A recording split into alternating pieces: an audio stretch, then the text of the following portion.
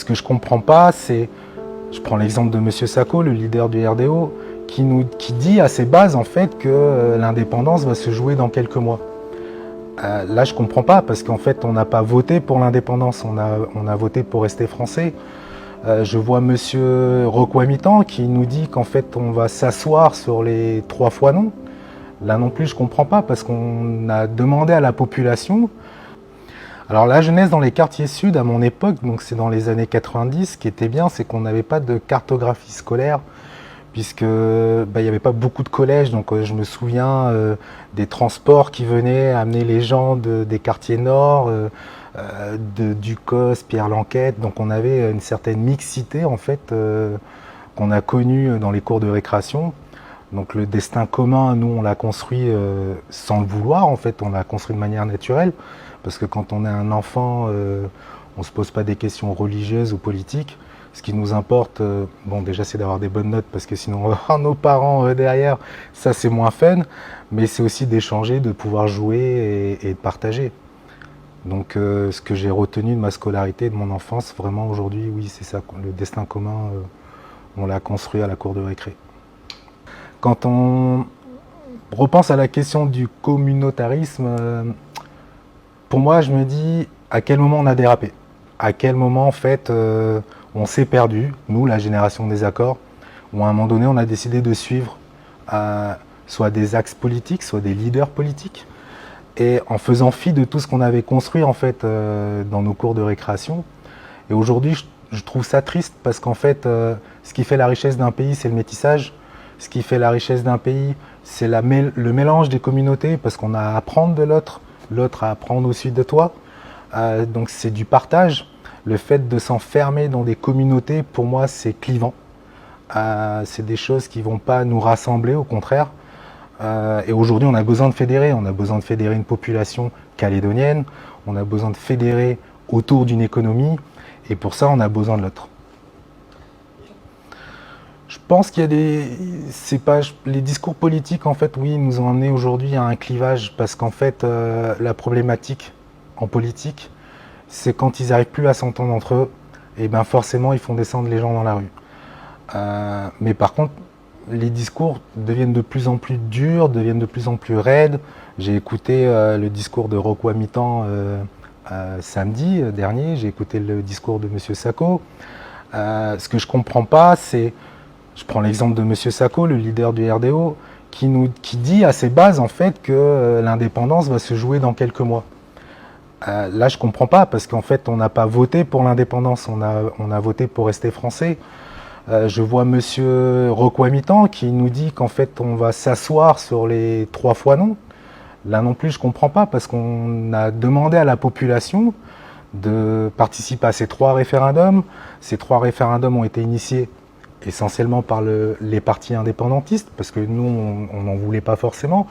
Et donc pour moi, les clivages sont partis à partir de là. Et aujourd'hui, on se rend compte que la non-reconnaissance du 3e référendum fait que on peut arriver à franchir un point de non-retour. Parce que en tant que loyaliste que je suis, on peut accepter une non-répartition égale au Congrès. On peut accepter un 10 ans glissant. Mais la ligne rouge à ne pas franchir, c'est de revenir sur nos 3 fois non. Parce que pour moi, c'est antidémocratique. Et c'est pas ce qu'on défend dans les valeurs de la République française, et c'est pas les valeurs que j'ai eues dans ma famille. Alors, le communautarisme pourrait dériver sur une forme de racisme. J'ai envie de te dire oui, si on regarde les réseaux, parce que les réseaux sont là pour nous diviser. Par contre, je vais te donner une expérience. Vendredi dernier, je suis allé à une cousinade. Dans cette cousinade, il y avait des gens de tous bords politiques. Et il y a un mot qu'on s'est dit, c'est qu'on ne parle pas de politique. Parce que justement, on est dans la famille. Donc si on arrive à faire ça au sein de notre propre famille, je ne comprends pas pourquoi, même en descendant dans la rue pour défendre nos convictions, les loyalistes ont marché, les militants du FLNKS ont marché. Par contre, tous les jours, on se croise dans la rue. Tous les jours, on se dit bonjour. Tous les jours, on travaille ensemble. Donc oui, insister sur le communautarisme va créer des clivages. Mais sauf que ça, on ne le fait pas chez nous, chez les loyalistes. Ceux qui insistent sur le communautariste, c'est les militants du FLNKS, et c'est ça qui est triste. C'est ça qui est triste parce que je pense, pour ma part, qu'ils se servent de ce levier pour pouvoir actionner certaines choses qu'ils n'ont pas réussi de manière politique. Alors dans la marche de samedi du FLNKS, on n'a pas retrouvé, des gens de toutes les couleurs. J'ai envie de te dire, oui effectivement, mais c'est parce que justement ils créent ce clivage. Moi quand on me dit, personnellement, rentre chez toi, quand on me dit, t'es pas chez toi ici, quand on me dit, tu pourras pas voter, quand on me dit que mon fils ne pourra pas voter, là, je ne partage pas ces valeurs-là, donc forcément, ça va créer du clivage. Donc forcément, on le ressent dans la rue et on le ressent dans nos manifestations. Par contre, de notre côté, on a vu des gens de toutes les couleurs. On a vu des Mélanésiens, on a vu des Wallisiens, on a vu des Métis, des Javanais, on a vu la Calédonie, la vraie Calédonie. Donc pour moi, comment on pourrait arriver aujourd'hui à essayer de rétablir en fait un dialogue? Il faudrait que nos politiques s'enferment dans une salle et nous, le peuple, on est là derrière. Et tant qu'ils ne sont pas sortis de cette salle, et en ayant trouvé un accord, on est là et on les bloque. Parce que ce qui va arriver au final, c'est que, et je sens ces tensions monter dans le peuple, dans la population, c'est que les clivages vont devenir de plus en plus forts. Et là, on ne sera plus sur des clivages communautaires, on va être sur des clivages politiques. Et sur des clivages, et c'est ça le pire, sur des clivages de couleur de peau. Et il ne faut pas en arriver là. Aujourd'hui, on n'est pas à ce point de fracture, je pense pas. On peut encore récupérer le sujet, mais là, il faut que les politiques fassent le chemin. Il y a une instrumentalisation sur les bases du FLNKS, oui, ça c'est certain. Pourquoi? Parce que je pense qu'à un moment donné, ces bases militantes-là ont juste abandonné leur jeunesse.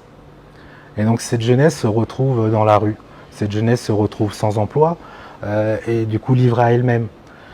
Aujourd'hui, on le voit très bien avec la création du CCAT. Je me souviens d'un discours de Gilbert Thuyennon sur NC Première qui disait « Nous, les politiques, on n'arrive pas à faire passer le message, donc en fait, on va envoyer nos jeunes pour passer le message autrement. » Ça, c'est pas les valeurs que je défends, c'est pas les valeurs que je veux inculquer à mon fils. Aujourd'hui, c'est servir d'une jeunesse qui n'a pas d'axe, qui n'a pas d'objectif dans la vie, c'est facile parce qu'en fait, c'est des gens qui sont facilement manipulables. Donc, se servir de la jeunesse, pour moi, c'est triste parce que ça en fait de la chair à canon. Et c'est vraiment pas les valeurs que je défends. Donc, c'est vrai qu'il y a beaucoup de gens aujourd'hui qui sont dans l'incertitude de savoir si on doit rester en Nouvelle-Calédonie ou pas. Moi, j'ai envie de leur dire, faites confiance à la Calédonie, faites confiance aux Calédoniens. Le plus exemple basique que je vais vous donner, c'est que j'ai acheté une maison il n'y a pas longtemps, malgré tout le contexte politique et économique, parce que je crois en ma Calédonie.